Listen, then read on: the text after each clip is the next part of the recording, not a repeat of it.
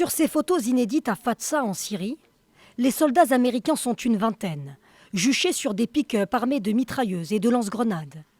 Le groupe État islamique n'est qu'à quelques kilomètres. Ces images ont été prises par 2 journalistes de l'AFP qui sont tombés sur les forces spéciales par hasard.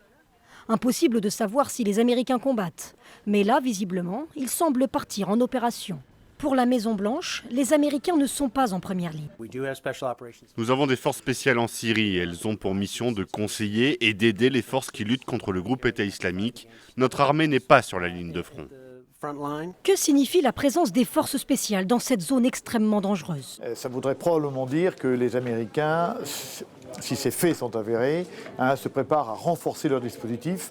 Et donc on se rapproche d'une conquête de Raqqa, qui peut être effectivement le fait des forces kurdes. Ces forces sont encadrées par les Américains.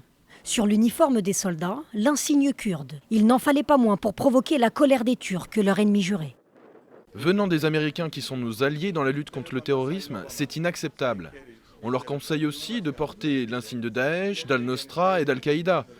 Ils peuvent également porter les insignes de Boko Haram quand ils vont en Afrique. Les États-Unis ont intensifié leur offensive en Syrie et en Irak contre Daesh.